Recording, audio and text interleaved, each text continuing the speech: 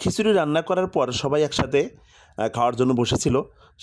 সেনা দালাল ভাই, তারা ভাই, মজিদ ভাই একসাথে খিচুড়ি খাইতেছিল আর খিচুড়ির স্বাদের কথা বলতেছিল, প্রশংসা করতেছিল যে খিচুড়ি অনেক স্বাদ হয়েছে। আসলে খিচুড়িটা অনেক মজাদার হয়েছিল। কারণ হচ্ছে এই খিচুড়ির ভিতরে দেওয়া হয়েছিল ঘি, ঠিক আছে? ২৫০ গ্রাম ঘি দেওয়া হয়েছিল, অর্থাৎ ১ পোয়া ঘি দেওয়া হয়েছিল। আর বিভিন্ন প্রকার সবজি ছিল।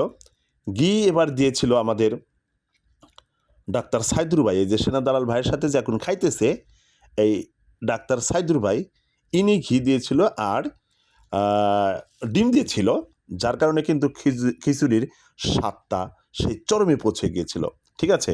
তারপরে আবার স্বাদ করার জন্য আমাদের তারাবাই এবং মণিভাই এরা দুজন কী করেছিল, ১ কেজি চাউল দিয়েছিল, যে চাউলটা মানে পুরো খিচুড়িটাকে আঠালো করবে এই ধরনের চাউল দিয়েছিল। সেই চীন থেকে এনেছিল চাউলটা ওনারা। তো যার কারণে আরও স্বাদ হয়েছিল। ইতিমধ্যে ইমাম হাসান স্যার এসে উপস্থিত। ইমাম হাসান স্যারকেও দাওয়াত দেওয়া হয়েছিল। উনি এসে খেয়ে খুব প্রশংসা করেছিলেন। আমাদের ডাক্তার সাইদুর ভাই কিন্তু সেই আর কি দারুণ মজা আছে খাওয়া দাওয়ায়, ঠিক আছে? সবাই খুব মজা করে খাইতেছিলেন। মাসুদ ভাই আর অনেকেই খুবই সুন্দর করে খাইতেছিলেন এবং এটা উপভোগ করতেছিলেন যে আসলে এতদিন পর, অনেক দিন পর নাকি এই বেতিলকড়িতলায় এই খিচুড়ির আয়োজনটা করা হয়েছিল। আমাদের গ্রামের ছেলেপেলেরা, বেতিল গ্রামের ছেলেপেলেরাও কিন্তু এসে সুন্দর জয়েন করেছিল। এমনকি এই যে পিকনিকটার, ছোট্টখাটো পিকনিকটার উদ্যোগ নেওয়া হয়েছিল, কে উদ্যোগ নিয়েছিল আমি নামটা বলছি। পাওয়ার মাসুদ ছিল, আমি মোহাম্মদ ওমর ফারুক স্যার ছিলাম, তারপরে ছিল মাহির, তারপরে ছিল ফাহিম, তারপরে ছিল আমির হামজা, তারপরে ছিল আমাদের রাকিব, ঠিক আছে? তারপরে ফয়সালও ছিল।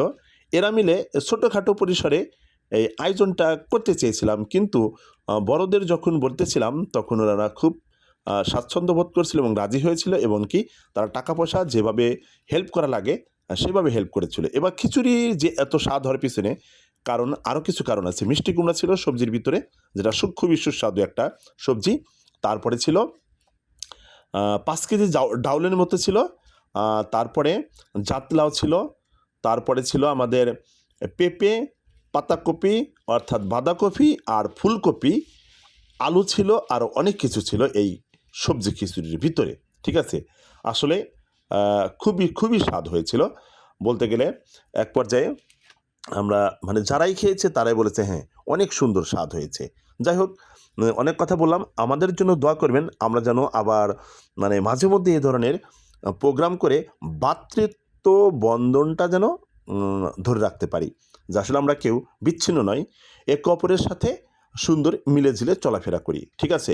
এইটা হচ্ছে মেন কারণ, মানে আনন্দ, একটু আনন্দ বিনিময় করা, এটা হচ্ছে আমাদের মেন। খাওয়ার উদ্দেশ্য অতটা না, কতটুকুই খাবে, ঠিক আছে? আসলে মেইন উদ্দেশ্য ছিল যে সবার সাথে। আর আরেকটা কারণ হচ্ছে যে খিচুড়ি যে স্বাদ হয়েছিল, বাবুর্চির নাম তো ভুলে গেছি, বলে দিই আজকে, আমার নূর মোহাম্মদ চাচা, এনার কারণে কিন্তু খিচুড়িটা অত্যাধিক স্বাদ হয়েছিল, মানে খুবই, আর রান্নাবান্নায় খুবই পটু, ঠিক আছে? এদিকে ছিল আলী ভাই, আলী ভাই যে বসে আছে খাইতেছে, আমার বন্ধু রানাবাবু, ও মজা করে খাইতেছিল, ঠিক আছে? তাহলে কি যে খিচুড়ি যে রান্নায় স্বাদ করেছিল সে হচ্ছে আমাদেরকে নূর মোহাম্মদ চাচা, আমার বেতিল গ্রামের ভিতরে সবচেয়ে ভালো রান্না করে, ঠিক আছে?